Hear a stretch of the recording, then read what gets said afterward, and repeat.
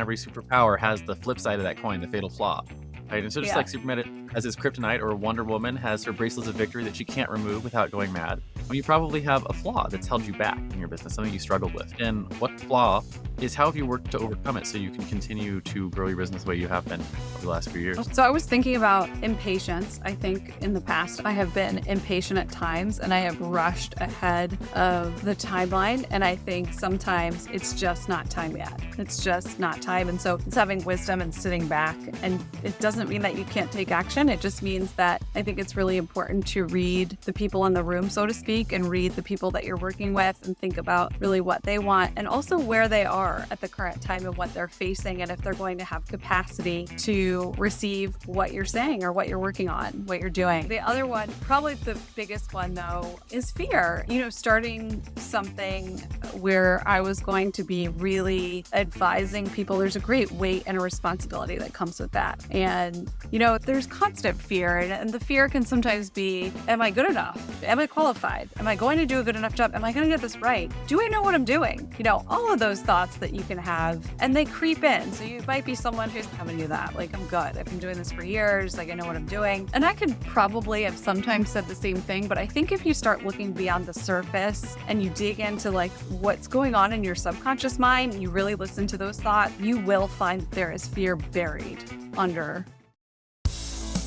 Heroes are an inspiring group of people. Every one of them, from the larger-than-life comic book heroes you see on the big silver screen, to everyday heroes that let us live the privileged lives we do. Every hero has a story to tell, from the doctor saving lives at your local hospital, to the war veteran down the street who risked his life for our freedom, to the police officers and the firefighters who risk their safety to ensure ours. Every hero is special and every story worth telling. But there is one class of heroes that I think is often ignored: the entrepreneur, the creator, the producer, the ones who look at the problems in this world and think to themselves, you know what, I can fix that, I can help people, I can make a difference. Then they go out and do exactly that by creating a new product or introducing a new service. Some go on to change the world. Others make a world of difference to their customers. Welcome to The Hero Show. Join us as we pull back the masks on the world's finest heropreneurs and learn the secrets to their powers, their success, and their influence, so you can use those secrets to attract more sales, make more money, and experience more freedom in your business. I'm your host, Richard Matthews, and we are on in 3, 2, 1. Hello and welcome back to The Hero Show. My name is Richard Matthews, and today I have the pleasure of having live on the line Lauren Shippy. Lauren, are you there? Yes, I'm here.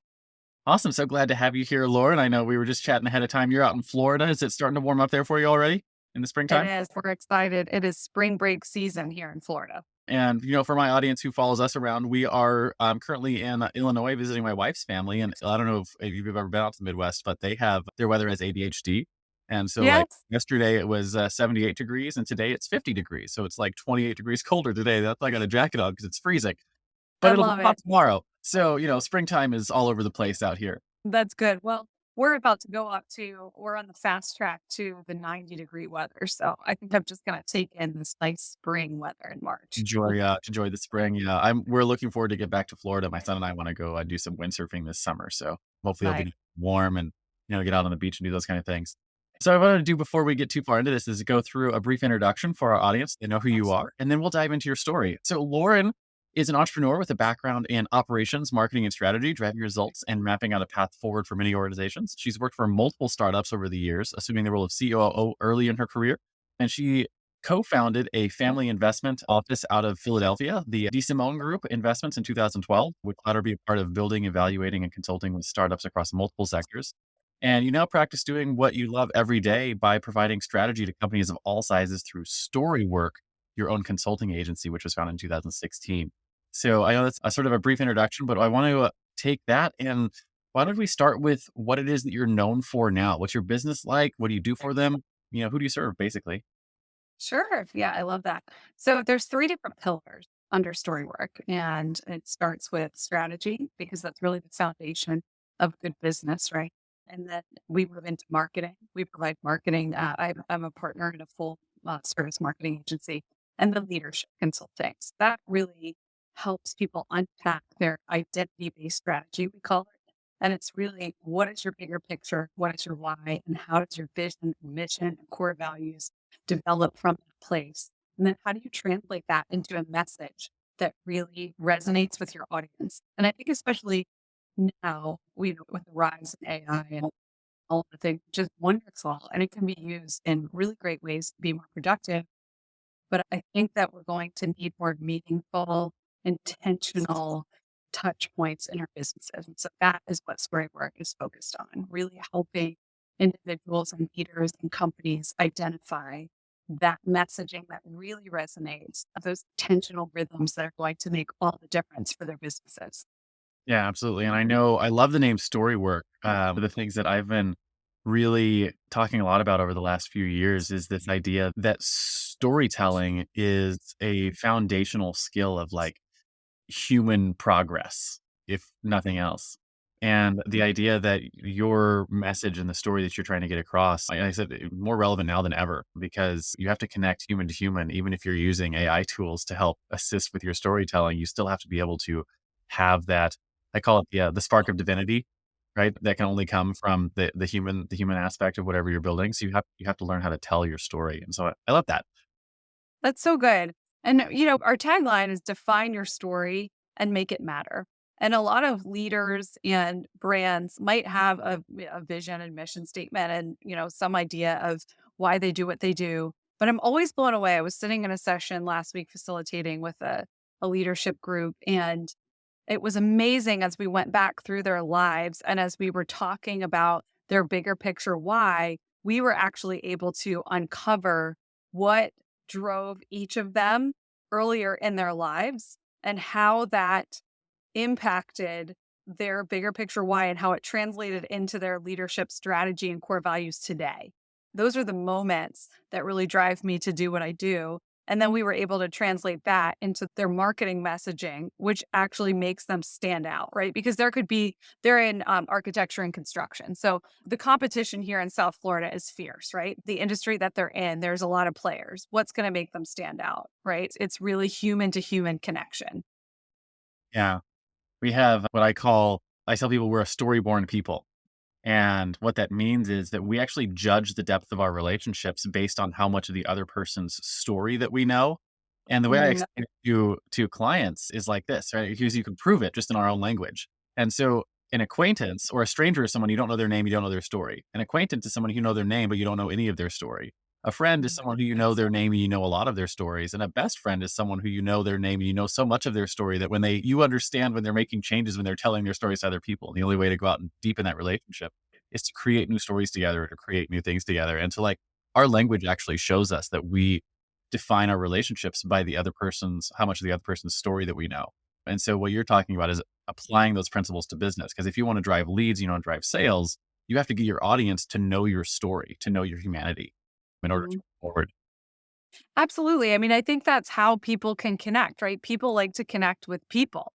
And so we were talking a lot about this at a conference I was speaking at just like 2 weeks ago. And, we were talking about the rise of AI and how it can be used and how it's wonderful. And you can have conversations with it. You can, right? Conversational generation of AI, which is super helpful. But then really what it comes down to is tweaking that content to insert it with real human story and emotion, right? So it can generate something really wonderful and decrease your work time, but really then that brain space should be used for intentional generation of strategy and parts of your story to connect as humans. So that's just something that we were talking about recently. And I think it's so important and it's going to become more and more important as more content is generated, right? And I think, AI can speed everything up and there could be so much blog content out there, right? You could generate a million blog posts to put on your site or whatever it is to, boost your rankings. But I think at the end of the day, there's going to be so much dilution, but those that know their story and they know the parts of their story that resonate will win at the end of the day, those businesses, because people will crave even more than ever authenticity and intentionality and also delight. Inserting delight into customer experiences is huge too, because people really, at the end of the day, they want to be seen, known, and heard. They do. And when they feel seen, known, and heard, they want to engage with you. They want to do business with you. It doesn't matter if it costs more money. It doesn't matter if maybe the product isn't a perfect fit for you. If they are considering multiple brands, they will go with you if they feel connected to you and if they feel like you understand them. And this is a whole one liner. I think I shared it on social a while ago. Like, marketing is meaningless if it isn't relevant to me. So if I don't feel like a brand is truly taking the time to see, know, and hear their people, I really won't engage with it because I just don't feel like it connects, And so I think there's just going to be such a move of this new strategy. And I think we've got to be ready for it as entrepreneurs. Yeah, I know one of the things that I've really been looking at in that world of connecting with people is that things like this kind of an interview where it's you and I talking human to human is going Yeah. to be it's going to go up in value a lot faster than it would have if the AI revolution didn't happen last year, right? Yeah. And because just like you said, I know people who are doing this that are creating 600, 700 SEO blog articles a day and publishing them. And sure, Crazy. you can do that, but it will lack the human connection. It'll lack the human touch. And it's kind of thing like, when we talk, our agency, we talk a lot about podcasts and storytelling because that's what we do. And Yeah. we've been talking a lot about that nowadays. Like it's going to be a good long while before you can replace your face and your voice in an actual human conversation like this in a way that is believable in any sort of way. So like True. this sort of format, whether it's long form as a podcast or short form on YouTube, YouTube shorts, it's like the actual face to camera content of like human beings actually connecting with one another is going to be, I think, incredibly valuable moving forward and sharing your stories. That's so good. And you know what came to mind as you were talking about that? So, the friends that say they're generating hundreds of blogs every day to boost SEO rankings and all of those things. And will that work? Yes. But when they get there, what do they see? And that's really when we come into the mix. And I think that's what's so important about what we do is we're focused on is there depth and substance and connection when they get there, right? So what happens when they come to you? If you get the lead, right? If we're looking at the sales funnel, sure, if you have an awesome top of the funnel, that's amazing. Like you can get the leads there. But then when they get to you, do they feel connected? Is there something that engages them? Is there, a lead generator or content or value add that is relevant to them?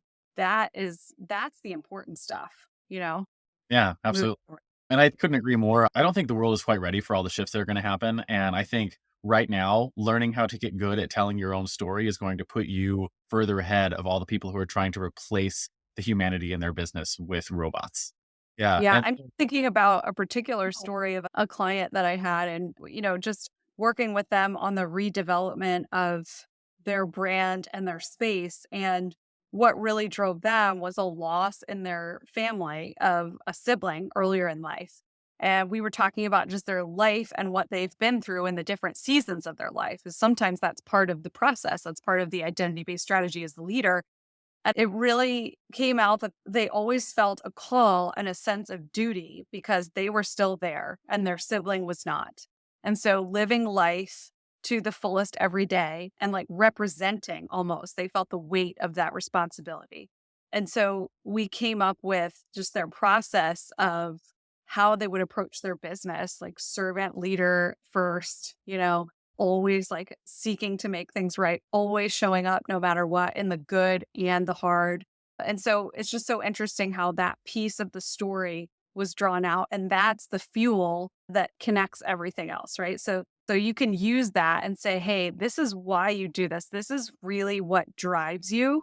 And we can weave different parts of that into your strategy. We may not be telling that story in particular, but we know really like the why behind what you do.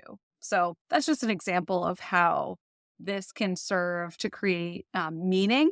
And I think that type of meaning and depth, once cultivated in the leader and the leadership team, can then really translate to cast vision for the entire team. So everybody, whether they're sweeping the floors, right, or they're in a management position, or they're the president of the company, they have meaning behind what they do. And they know that the leader and the leadership team has genuine intent and meaning behind what they do. And then they're going to want to wake up and do what they do every day well, right? They're going to have buy in. And I think it's the same with generating content and connecting with our audiences. If we don't have that depth or substance, or we haven't really looked at ourselves to say, why am I doing this? Like, what do I actually stand for or want to stand for or be known as?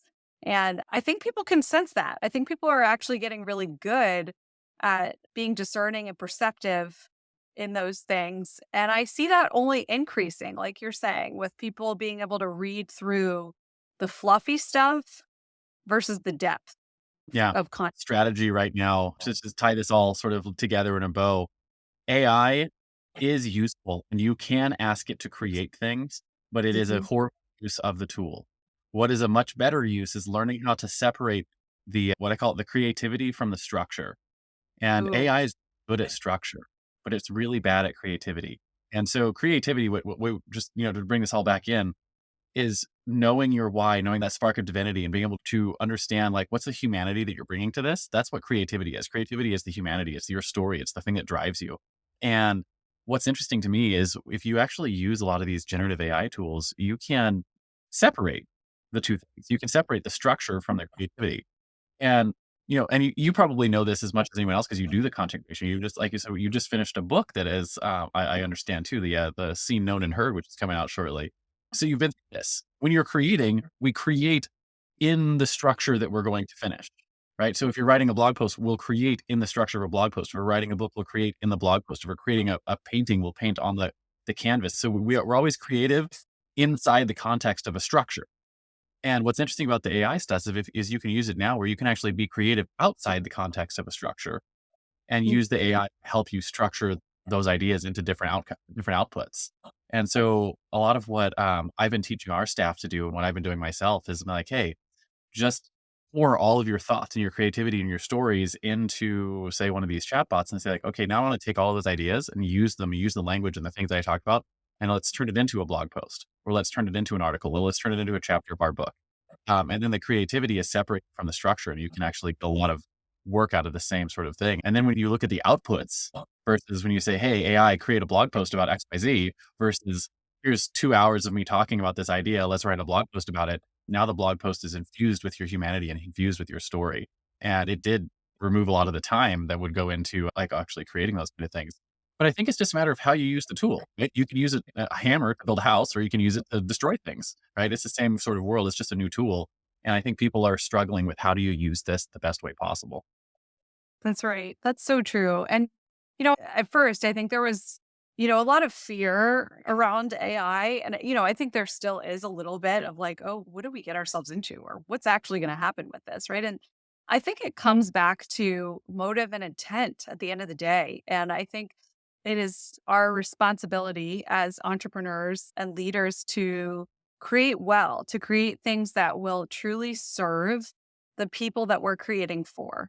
And I think that if we're using AI with that intent, so the fact that, like, hey, this can actually increase our productivity so that we can serve more people, or we can, align better with our true vision and mission and to stay on point, then I think it's a wonderful thing. So again, I think it just really comes back to intent. But I see really our job as entrepreneurs, and, we were talking about this a little bit before we started recording, is there are a lot of entrepreneurs out there that do what they do solely because they feel a responsibility to people, to humankind, right? At large. And so I think that's what true entrepreneurship really looks like in the heart of it. And what I've seen over the years with our family investment office and watching all of the companies develop, and then, also just being a part of building several startups. And I would say that it's encouraging to see up close, because it is truly, there are a lot of founders that,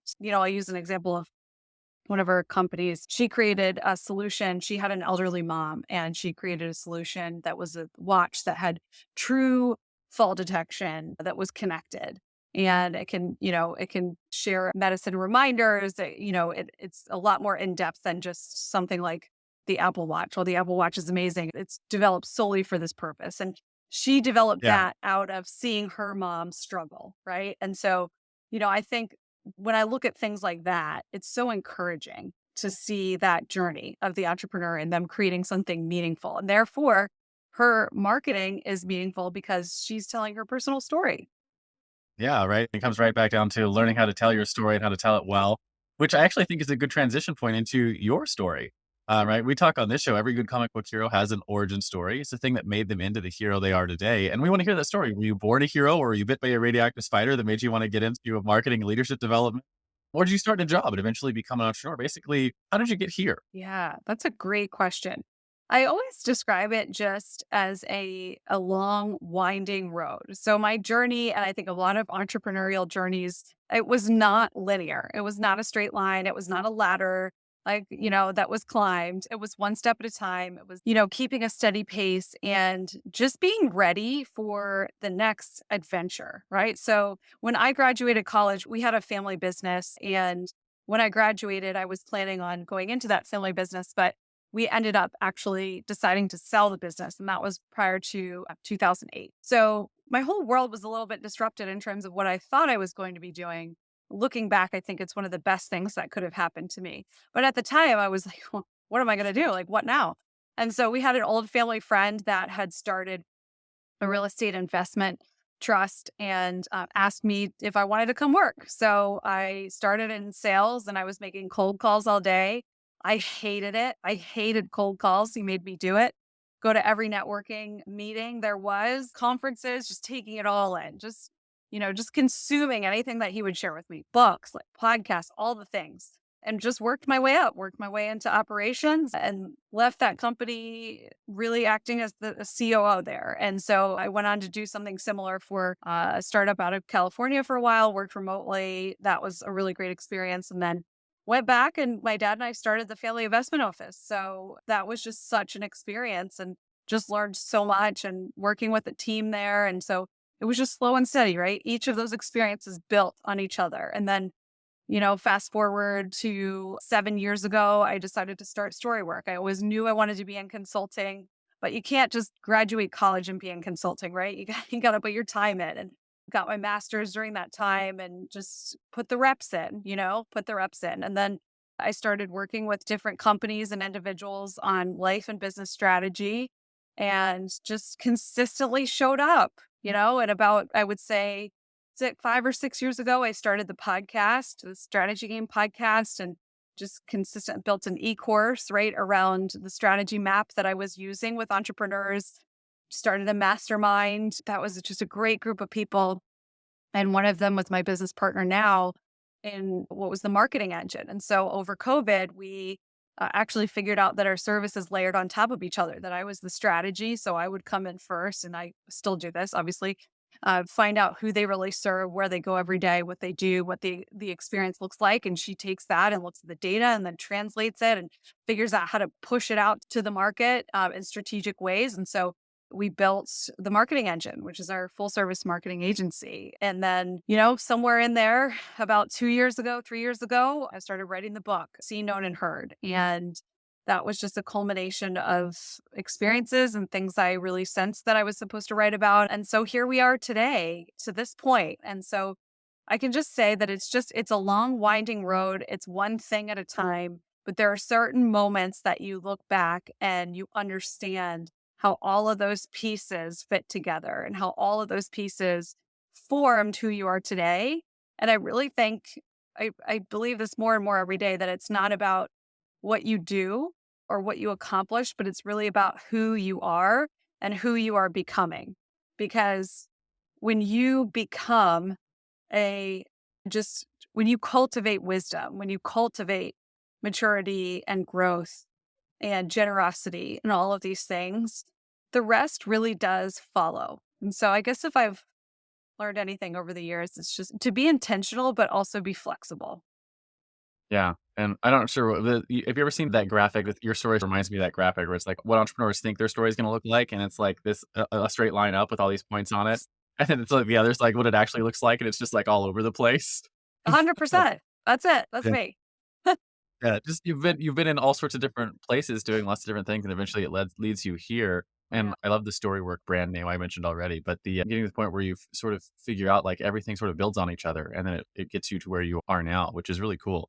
So what I want to talk about is the superpowers that you have developed over the course of this journey, right? And every iconic hero has their superpowers, whether that's their fancy flying suit made by their genius intellect or the ability to call down thunder from the sky or super strength. In the real world, heroes of what I call a zone of genius, which is either a skill or a set of skills that you were born with or you developed over the course of your career. And these really are what the superpower is what energizes all your other skills. And so the way I like to frame it for my guests is if you look at everything that you've developed over the course of your career, there's probably a common thread that ties all those skills together. And so with that sort of framing, what do you think your superpower is in your business today? Ooh, I love that question. That's such a good question. As you were talking, I was thinking back to being a kid. So I grew up as an only child. So thinking through kind of background where I came from and then how it impacts how I am today. So I had a lot of time, obviously, like, playing with friends and whatever, but I also had a lot of time to myself. And I just remember sitting in my room and writing and drawing and thinking. And I think I really attribute a lot of that to time that I was given as a child to develop the art of thinking and reflecting. And as I look back over my life, I think I've always just been a person that will stop at different points and look at the bigger picture. And so I think that's really the common thread throughout everything I've done, like all the decisions that have happened in my life, all of the different scenarios, even the strategies I develop, the visions for specific people and leaders as they develop. It just comes from that place of being able to zoom out and being able to reflect and then generate a strategy from that place. Like that is, in my mind, the secret sauce is just being able to do that and slow down. So like the reflection, the ability to see like the whole picture. hmm The whole picture for people and companies. But here's the downside to that. I can often see it before it actually happened. So then you can see it long before something comes to fruition. So it's also then learning to be patient as you watch them like go through that process, right? And that whole life thing that can sometimes get in the way. But also, we need it, right? Timing is everything. It's an interesting framing for a superpower too, because it's not a thing. One of the things that I've noticed with clients all over the years is that it's not always possible for other people to see the potential in something, right? Hmm. Like Yeah. the way I like to explain that to people, there's certain people who can look at a house that's a fixer-upper and see the potential of what it could look like if you fixed it up and flipped it and made a profit. And there's other people who look at it and they just see the house in its current state. And they're like, nope, I don't see what this could be. They just see what it is. And Yep. so the ability to see what it could be, and then it sounds like not just the ability to see what it could be, but to see the path to how you get there. And that's where the Yes. strategy comes in, is really Yes. where your superpower is at. It's in that ability to see the path to like, hey, this is the potential that's here, and here's how we get from here to that potential. That's right. Yeah, that's the blueprint. It's creating blueprints for people to walk in based on who they are. I mean, That's why we call it identity based strategy because it's really once I'm able to take or the company or brand story, then I'm able to just build this strategy map of okay, what does it look like? Phase 1, phase 2, phase 3. I can see that roadmap. don't have the same ability to see the potential that you do. So how do you paint that picture for them and help them see where they could get to and how they need to take the steps that they're going to need to take? Well, I think that's really where the coaching and the mentoring comes in, right? Because I can put together a strategy and oftentimes they can see the roadmap if it's a marketing engine roadmap or if it's like a vision, a mission, how they're going to scale their business. But then it's walking alongside of them to say, hey, let me bring you up here. Let me bring you up higher. Let me get you out of working in the business to working on the business, right? Entrepreneurs know that E-Myth mastery stuff. And I think it's just making space for them. I would argue that I know some personalities, it is harder for them to see the bigger picture. But I think a lot of it can be traced back to busyness, constant barrage of notifications, distraction, all of those things. And so if I can help them get quiet to be able to reflect and look at the roadmap and spend some time with it, then they can start to see, right, what I'm seeing for them too. And then it's that process of, them pushing back and saying, okay, well, this part I don't think is me, or this part, needs to be tweaked. And so it's this collaborative process of like moving from here to there over the journey. But I would say, honestly, the biggest piece of them being able to see it is getting quiet, Yeah. reflection. I Yeah. like that. If it's vice versa, I know we were talking ahead of time, my sort of life philosophy on like permission to play, that you have to take that time for yourself. That's not in the work mode. to shut everything down so you can actually have the space to think and to reflect and to look at, the bigger picture of your life and your business and where you're going. Help Yeah, you. so good. Yeah, I was just So saying that a few of my best ideas and even the outline for this book came to me while I was not sitting at my desk or computer, usually while I'm sitting outside or I don't have technology with me. And I think there's something to be said for that, allowing space for that.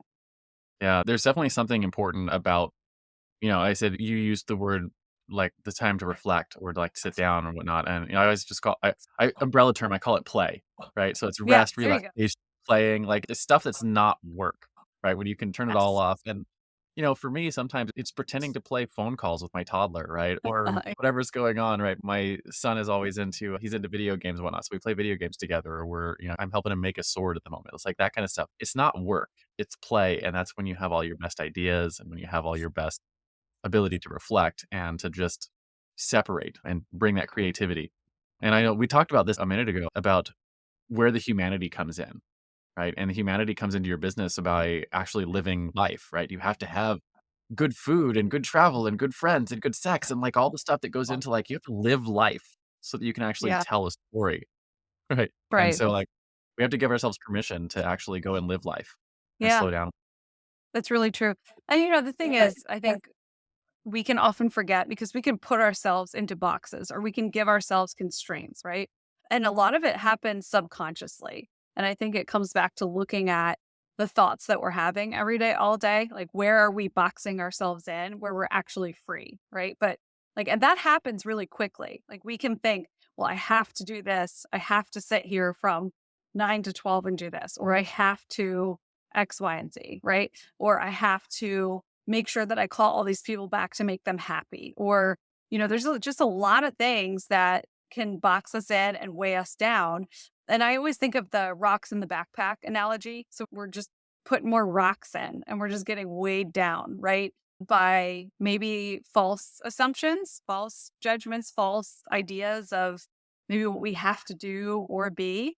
And I think those things can really hinder the entrepreneurial journey. So if we can create some space to look at them and catch those thoughts. And we talk about this in the book a lot of actually just catching those thoughts and reeling them in, even just for a day. If you just take one day and say, hey, I'm going to pay attention to what I'm thinking and where I'm maybe putting myself in some boxes. I promise you, I mean, it will be a game changer because you'll be able to look at it and say, wait a minute, I don't actually have to do that. Or why am I doing that? Maybe I'm just doing it for somebody else, but it's not actually serving me or even them. Right. So I think those are some of the things that are not necessarily business tasks, but they're incredibly impactful and important. Yeah, absolutely. And I like the phrasing you use there about, asking yourself, is it true? Right? Mm. Is it actually something that we actually have to be doing? And one of my mastermind buddies, she always asks that question anytime that I, for lack of a better term, anytime I bring up my bullshit, she'll always be like, yeah, is that true? Right? That's the question That's she right. always asks. Right? You'll say So these things good. and you think these things, and then the question that she's like, always ask yourself this is it true? And that's where you're like, to your point, do we have to sit here from 9 to 12? Do I have to return all these calls? Is it true? Right? Or is that just something that I have decided that needs to happen? And That's right. that's such a simple question of, is it true? And you just ask it to those thoughts and you're like, oh, it's freeing. Yeah. It's incredibly freeing because then it allows us to take rocks out of our backpack. Every time we discover that maybe something is it's not actually true or we don't actually have to do that or we're not held to that particular standard, right? And so what a great way to free yourself to be able to run the race that you can run, that only you can run. And I always say this too. I mean, we're talking a lot about, who you are as a leader in a company and all that stuff, but there really is only one you. Like, there's no one else like you. There's no one else that has your exact DNA. And so nobody else will do things the way you will. And so even in your life, in your relationships, in your leadership, in the way you would develop a brand or whatever you're building or creating, no one else is going to do it that way. And the more rocks we have in our backpack, assumptions, judgments, maybe falsehoods, things we're believing, right? The more that it takes us off course from actually operating in who we really are, right? And so, in my mind, I want to try to keep my backpack as empty as I can. And that's something I'm looking at daily in my mind. I'm thinking, like, wait a minute, is that really true? Like you said, like, or is there some kind of even like fear I'm coming up against? Okay, why am I feeling afraid of that? Is that real? Right. And I think that's one of the things that's probably helped me grow the most over, especially the last few years, for sure. Yeah. It's been about, One of the things I think is really relevant to what you just said is it's a philosophy that I talk about all the time in our company and like on our staff meetings and anytime we're talking about building processes is, do only that which only right? Because you have your unique set of skills and your unique story and all that kind of stuff. And I think as a leader of the company, you have to operate that way if you want the rest of your staff to operate that way. If you want them to that's right. operate in they're showing up and doing work that really only they can do. And you want to build your company that way because that's where like every aspect of your company, especially with all these AI tools coming in, all this stuff that we mentioned before, the power that's gonna come from your team and your company and everything that you're building is gonna be from the humans bringing their unique skill sets, their superpowers, right? Like that we're talking about to bear on Right. whatever problems that you solve in the marketplace. And so I think it's a really important skill to cultivate in yourself so that you can also cultivate it into your team. And if you do that work, it's the kind of thing that will separate you from other companies. It'll separate you from the competition. And it's going to happen faster now than it's ever happened in the past when companies know how to show up and share their story and be human. Yeah, that's it. And and I always say this too, like it's not complicated, but it is hard to practice. And it's Yeah. hard to practice because of everything that we have coming at us every day. And I think a lot of times we can believe that there's a fast track to success or there's a fast track when it even comes to marketing, right? Or getting from here to there or growing our business. And there's so many brands or companies or individuals that provide those fast tracks. But from what I've seen in my experience, there isn't a fast track. But I do think that those that know how to authentically engage with their people and audiences will be on a faster track than we have been on coming up here in 2024, 25. Yeah, absolutely. I completely agree. So I want to flip the coin, right? We talked a little bit about superpower, and you mentioned this a little bit, but every superhero and every superpower has the flip side of that coin, the fatal flaw, right? And so just Yeah. like Superman has his kryptonite, or Wonder Woman has her bracelets of victory that she can't remove without going mad. Well, you probably have a flaw that's held you back in your business, something you struggled with. For me, I struggled with perfectionism for a long time. I still do. I want things to be perfect all the time. But the problem with perfection is it doesn't exist. So you never ship things and you're not actually doing anything. So it's not a great standard to hold yourself to. And, I also struggled with lack of self-care. So I didn't have, good relationships with my time or good relationships with my clients and boundaries and stuff like that. But I think Yeah. more important than what flaw is how have you worked to overcome it so you can continue to grow your business the way you have been over the last few years? Oh, that's so good. So I was torn between two as you're asking this question. I was thinking about impatience. I think in the past I have been impatient at times and I have rushed ahead of the timeline. And I think sometimes it's just not time yet. It's just not time. And so it's having wisdom and sitting back. And it doesn't mean that you can't take action. It just means that I think it's really important to read the people in the room, so to speak, and read the people that you're working with and think about really what they want and also where they are at the current time and what they're facing and if they're going to have capacity to receive what you're saying or what you're working on, what you're doing. And so I would say that patience has been a big lesson for me. And I have really just learned to let it go. I think probably surrender is the word, like wave the white flag. A while ago, I actually ordered a pack of white flags for our family because I thought, sometimes when you just get like in the heat of the moment and you know that nothing good is going to come from it, we just need to get those white flags and wave them for a break. So I have two. The other one, probably the biggest one though, is fear. And I think that, starting something where I was going to be really advising people, there's a great weight and a responsibility that comes with that. I take it very personally. Like I feel the ownership of that. And so I think that over the years, just starting new things, right? A mastermind, a podcast, a course, a book, consulting and coaching and wherever else that goes, there's constant fear. And the fear can sometimes be, am I good enough? Am I qualified? Am I going to do a good enough job? Am I going to get this right? Do I know what I'm doing? All of those thoughts that you can have. and they creep in. So you might be someone who's, "I don't have any of that. Like, I'm good. I've been doing this for years. Like, I know what I'm doing." And I could probably have sometimes said the same thing. But I think if you start looking beyond the surface and you dig into like what's going on in your subconscious mind, you really listen to those thoughts, you will find that there is fear buried under fear can be buried actually even under pride. Fear can be buried under arrogance, anger, any range of these other emotions I've discovered. And so, what I've started to do, what's really helped me in terms of a tangible tool, is asking myself every day, like a once a day check in, what am I afraid of today? And literally just either blah, blah, blah. I'm afraid, XYZ. I'm afraid, and just going through it. And then, what I realized, and I talk about this in the book too, it's like the monsters in the dark and turning the flashlight on, and you realize like there's actually not a monster there. It was just the shadow of the lamp kind of thing. Yeah. That's really what happens. That's what happens when you regularly take an account of fear. And When so that you would be my number one, I That's think. scary. Yeah. Yeah. It's a really interesting thing too, because I know what popped in my head is the imposter syndrome. A lot of those fears come out as imposter syndrome. And like I have that all the time where I'm like, I don't know if I'm being a good dad. I don't know if I'm being a good leader in my company. I don't know if I'm doing good work. I'm Yes. not sure if the marketing decisions that we're making are going to be good. I don't know if the financial decisions we're going to make are going to turn out the way that I want them to.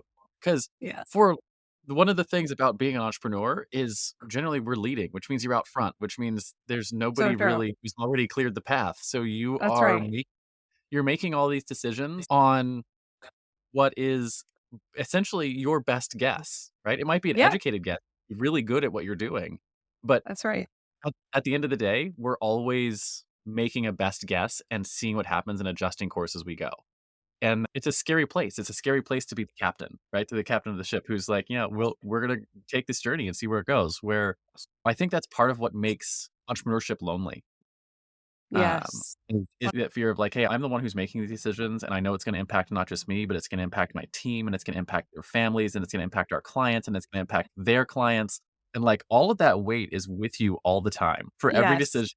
And so it makes sense that you're afraid of it, right? And it's the kind of thing that, like, if you didn't have a little bit of fear going into those kind of decisions, like, are you actually aware of what you're doing? So, to your point, actually shining the flashlight, I mean, "This is what I'm afraid of. What's Yeah. happen if we do this marketing thing? Maybe it fails, right? And maybe we just Yeah. what do you do? You just do it again, right? We just Right. do something else. We're gonna course correct, Yeah. right? And again, we've talked about this a few times. It's freeing to ask Maybe. yourself about those fears and to bring them up and to acknowledge them. What's not freeing is to try and hide them and Oh, to not acknowledge them and to not bring them up and to not deal with it because, like I said, what we're doing isn't easy, and it's okay to acknowledge that.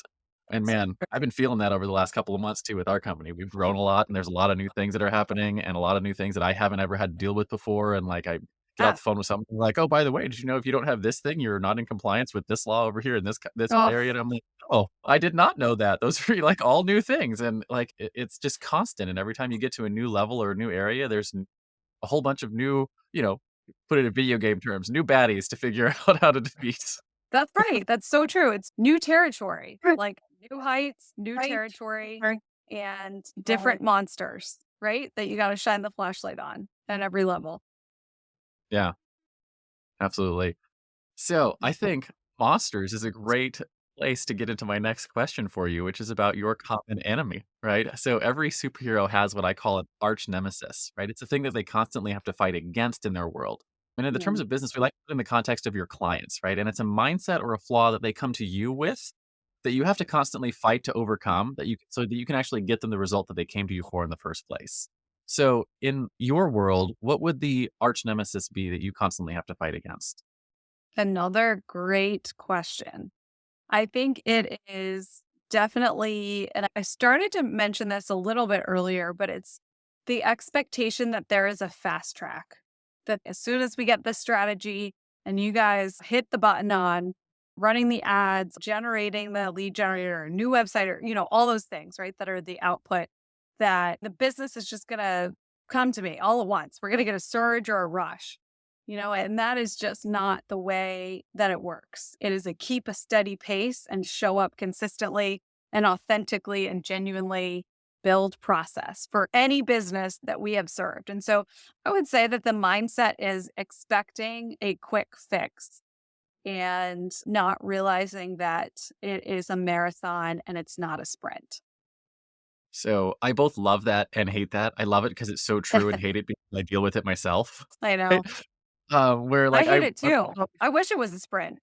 I want it to all be here now. Like we did all the work, but Man, one of the things help like we're in the podcast space and people all the time are like, what if I take, is it 25 minutes or is it 45 minutes for the podcast? Or is it this sort of style or that sort of style? Or is it interview style or is the other thing? It's like is you take everything that goes into a podcast, all of it, like 99% of the effort, and scrap it all. And if you just show up consistently over a long period of time, it will work. That's that's the right. only thing that matters. Is like That's it. like, you hear the 80/20 rule, I'm like, it's probably more like 95/5. Like, Yes. 95% of the job is just showing up consistently over time. Yes. And the rest of it, it's just tweaking the consistency. Like, how are we gonna do it? Maybe we're gonna do this, that, or the other thing. Like, they're all just adjustments to that showing up consistently. So And, yeah, you hate it because you have to show up consistently, but at the same time, it's the only thing that really matters.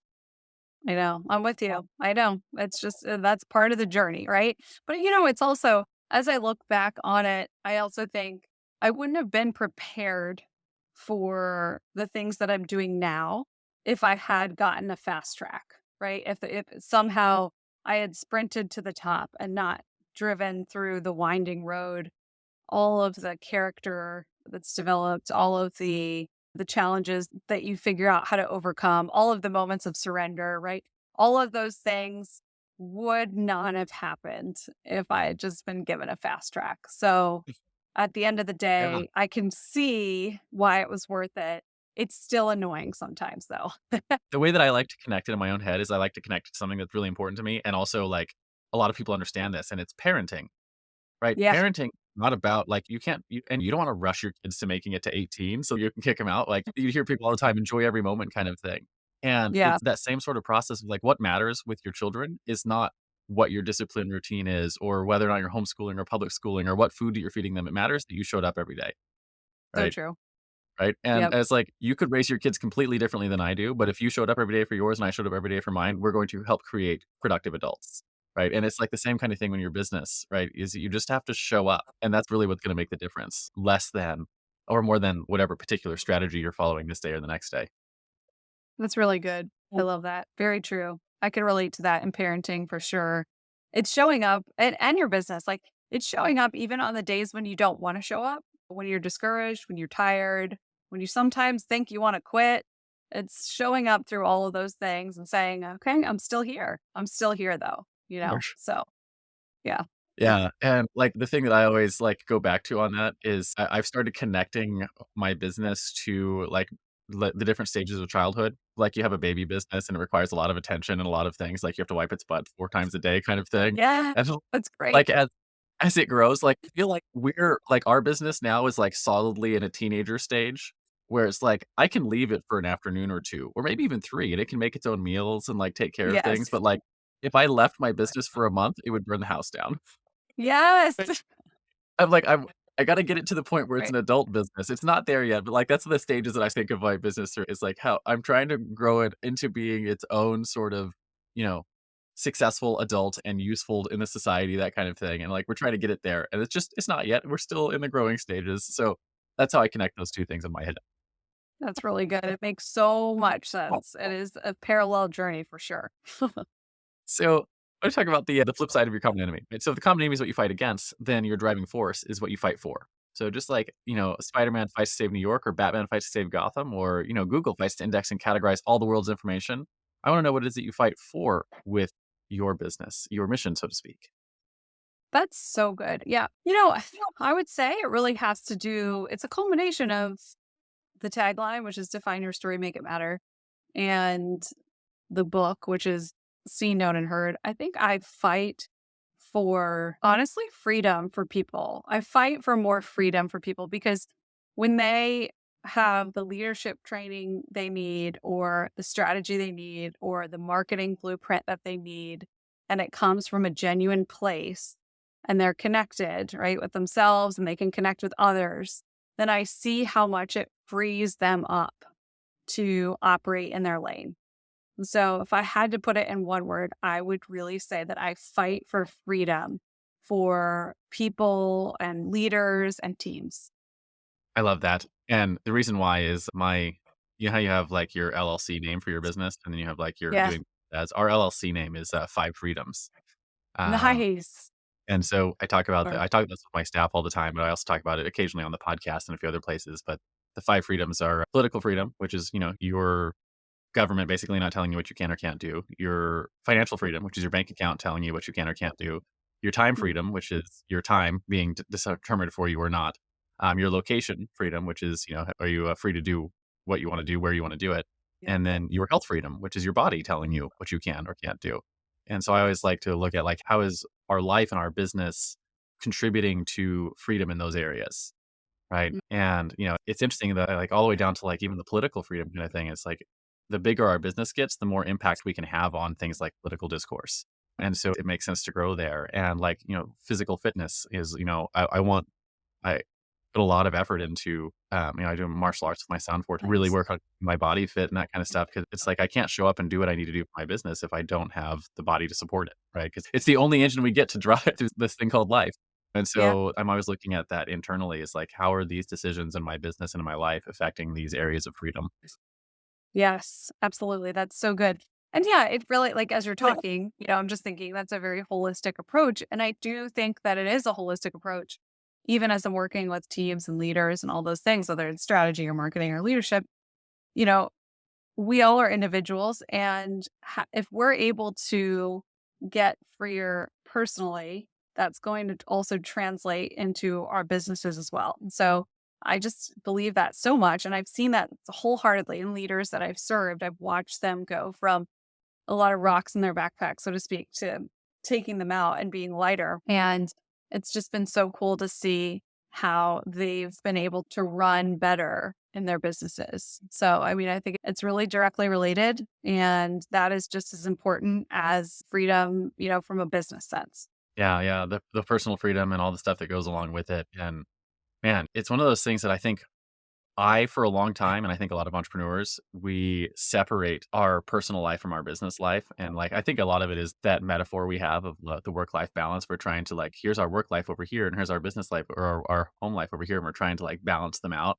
And I always hated that metaphor because I think it tries to separate the two. And you realize that like, the reality is the same. Your work and life are all part of who you are and the story that you're telling and the story that you're writing in the world. And so the metaphor that I use now is a rubber band metaphor. It's like, you know, hey, sometimes you stretch the rubber band, right? And if you want to have forward momentum, you have to stretch the rubber band because that's how you're going to shoot forward. But the only way that you get forward momentum is if you let go, right? If you let go of the stretch rubber band. Because if you stretch the rubber band too hard, like, you know what happens? It breaks, right? Or if Yeah. you Yeah. keep it stretched, it'll lose its elasticity and then it won't be able to have forward momentum anymore. And so we have to go from like those periods of where we're working or we're putting effort into like switching back to the relaxed state. So that, you know, that's the whole permission to play metaphor again. And it all goes right back to freedom, right? And you have to have the freedom to Yeah. say yes to yourself, to say yes to your health, to say yes to your time with your kids and all the other stuff that goes into take rocks out of your backpack. Yeah. That's right. It's so good. Cool. And now a quick word from our show's sponsor. Hey there, fellow podcaster. Having a weekly audio and video show on all the major online networks that builds your brand, creates fame, and drives sales for your business doesn't have to be hard. I know it feels that way because you've tried managing your show internally and realize how resource intensive it can be.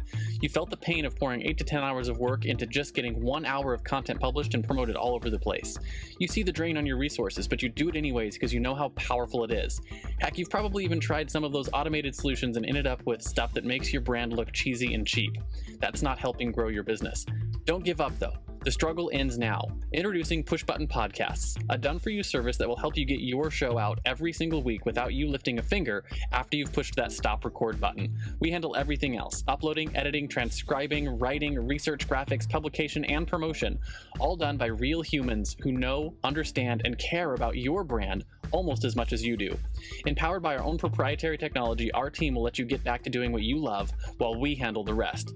Check us out at pushbuttonpodcast.com/hero for 10% off the lifetime of your service with us and see the power of having an audio and video podcast growing and driving micro celebrity status and business in your niche without you having to lift more than a finger to push that stop record button. Again, that's pushbuttonpodcast.com/hero. See you there. And now, back to the Hero Show. So we're getting near the end of our hour here, so I'm going to skip a couple of my questions because we've talked for a while on some of these. And I want to ask you about your guiding principles, right? One of the things that makes heroes heroic is that they live by a code. For instance, Batman never kills his enemies; he only ever brings them to Arkham Asylum. So as we get near the end of the interview here, I want to talk about the top one or maybe two principles that you run your life by, run your business by. Oh, these are great questions. I think it's really what I talk about with the book. And yeah, I mean, I think it's seeing and knowing and hearing people. I think that's probably the most important thing that I really strive to do with our team. And then with also the people that we serve, I just feel like our main job is just to really be focused on seeing and hearing and knowing them and then who they serve at the end of the day. That's going to fill them up. It's also going to overflow onto who they serve, right? It's a ripple effect. It's going to deliver some freedom to them, refreshment. And so ultimately that keeps us going, right? That keeps us all going. And then the other is just, I think, leaving people better than we found them. I think it's just going the extra mile. It's doing the little things. It's recognizing where they are, what they have going on, and truly leaving them better than we found them. Those are probably the two that I would say. Yeah, the leaving it better than you found it is a principle that I was taught in high school from I'm a Christian sort of, I don't know what you call it. It was like a on school campus kind of thing. And I remember my first mentor there, he used to say that. He was like, always leave people better than you found them, even if it's just a smile. And it was just constantly sort of ingrained in me growing up that you leave it better than you found it. And, even my kids nowadays, we go on hikes and then they'll pick up trash when we go on hikes because they want to leave it better than they found it. So I love that Right. as a principle. I want to talk a little about the seen, known, and heard. And the reason I want to bring that up is because, I think people know what it means to be seen, and I think they know what it means to be heard. But I'm curious. I want to hear a little bit more about what you think it means to be known. Like, when you're talking, maybe put this in the context of working with a team, right? Because that's a lot of our people who are listening are entrepreneurs themselves. And so, what do you mean specifically when you say, "Hey, you want to make sure that someone is known"? Yeah, that's really good because you're right. It is seen and heard is a little bit more self-explanatory. Like you can kind of figure that out. But being known, when I talk about it in the book, it takes time. It doesn't happen overnight, it doesn't happen right away. It's to the people closest to you. So if you can just even as you're listening to this, think about the people in your life that you're closest to or that you feel the most known by, you'll start to get a sense of what that looks like. And you might have people that you feel known by that know different parts of you, right? Really well. So you might have someone that knows you, like you feel really known at work by a particular person. You might have a person that you feel really known, like in how you operate, maybe in social settings. No one can fully know all of us. I think it's very difficult because we're always changing. We're always growing and evolving and staying the course. So it's not possible for quite all of you to be known, I don't think, by any other human, or even for us to know ourselves. It's really a journey. But I think in the context of teams, being known looks like taking the time to stop and have conversations. And they don't have to be big conversations. They can just be little bits at a time and just paying attention, just taking that in and filing that away in your mind, and over time, you'll start to see what really matters to them. And it's also seeking to understand their story. Like, where did they come from? What was their upbringing like? How did that impact how they are today? And I think when we are able to take some of that in and make those connections, that really enables us to know them in a different light. So it's more than just seen and heard can be more on the surface, like in the moment. Okay. Am I seeing you? Am I hearing you? But known happens over time. It's the cultivation of those relationships. It's the small conversations that are actually meaningful though and impactful. And it's Yeah. asking the extra question or two to really understand them. Yeah, and that's why I wanted to bring it up because I feel like a lot of people understand the seen and the heard, right? Because it's an active thing that I can do. I can listen to you, I can hear you, and then when it comes to being known, I think this is where this whole conversation that we've been having up to this point, we talked about being a story-born people and learning how to tell your story. And I think we mentioned earlier, it's like, hey, people judge the depth of relationships based on how much the other person's story they know. So when you talk about being known, what you're talking about is actually like extracting the story from someone else, right? Yeah. Who are they? What makes them tick? Who are the people that they care about? Why do they show up at work every day? What's their buy-in to your mission, right? What are the things that they do when they get off work and they have fun, right? Like, who are they? And it's finding out their stories and finding out their goals, right? And one of the things like we talk about in all of our company meetings is like one of our core values is that like, hey, we want your top part of the time that you spend as part of our team to be valuable to you. And like the only way we can do that is if we take the time to find out what are their goals, right? Are they looking to move into a bigger house or a bigger apartment or buy a horse? Or like, what's the things that they're interested in doing? And how does their work for us help them get there? Right. And that's what the whole being known, I think, where you're trying to get to or what you want to talk about is like, you want to know their story. You want to know their humanity. Absolutely. That's right. Yeah. I think, like we were talking about with AI and all the things, it's going to become more and more important that people are known. And I think it'll be apparent to people, the surface level communications versus the intentional communications. And so, even from a business growth perspective, being known, I believe, is going to become more and more important. Yeah, and that's why I really love that you have all 3 of those tied together, the seen, known, and heard. Because like, you could have just seen and heard, like, that's just the surface level stuff, but if you can Yeah, pair those together with being known, now it's a superpower. that's so true. Yeah, I love it. Yeah. That's great.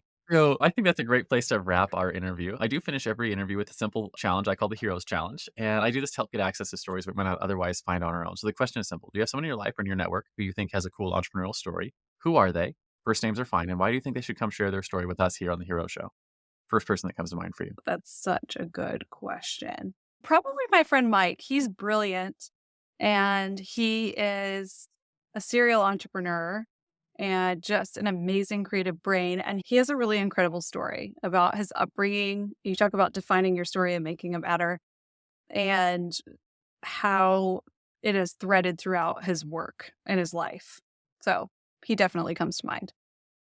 See if we can reach out later, maybe get them to come say yes and coming on an interview. Not everyone does, but when they do, we get some unique, interesting stories that way. But in comic books, there's always the crowd of people at the end who are clearing and cheering and clapping for the acts of heroism. So as we close up, our analogous to that on this show is where can people find you? Where can they light up the bat signal, so to speak, and say, "Hey, Lauren, I'd love to get your help with my own story for our business." But I think more important than where is who are the right types of people to reach out. Yeah, absolutely. So we have worked with entrepreneurs, right, that obviously have established businesses. I would say they're usually in years 3 through 10, so to speak. And then our agency works with everybody. We work with small and medium sized businesses primarily, and even nonprofits in developing their marketing strategies and then their vision mission work and coaching leaders. And you can find us at storywork.co, or you can go to my author page, which is laurencShippy.com. Awesome. Thank you so much for coming on today, Lauren. If you are in that space where you're looking to get help with developing your story, you've gotten to hear a little bit of Lauren's story today and how she works and whatnot. So if that's you, definitely reach out. We'll make sure the links are in the show notes below this video. And Lauren, thank you so much for coming on and sharing your story today. Really appreciate your time. Do you have any final words of wisdom for our audience before we hit this stop record button? I would just say, keep going. Like you can do it and it's worth it on the winding road. Just embrace it and keep going. Awesome. Thanks so much for having me. Thank you, Lauren. Thanks for tuning in to this week's episode of The Hero Show, where we work to shift the cultural narrative around entrepreneurship and celebrate the heropreneurs who make our world a better place. Don't forget to visit our website at theheroshow.tv, where you can subscribe to the show on iTunes, Spotify, or via RSS, so you'll never miss an episode. If you found value in our show, we'd truly appreciate a rating on iTunes. Or better yet, share it with a friend to help us spread the message of entrepreneurship as a force for good. Curious to learn more about the stories and insights of these incredible heropreneurs? Check out our in-depth interviews and resources on our website. Together, let's support and inspire the next generation of entrepreneurs as they embark on their own heroic journeys. Join us again next week for another episode of The Hero Show, where we'll continue to explore the world of heropreneurs, their superpowers, and the positive impact they bring to our lives. Until then, stay heroic.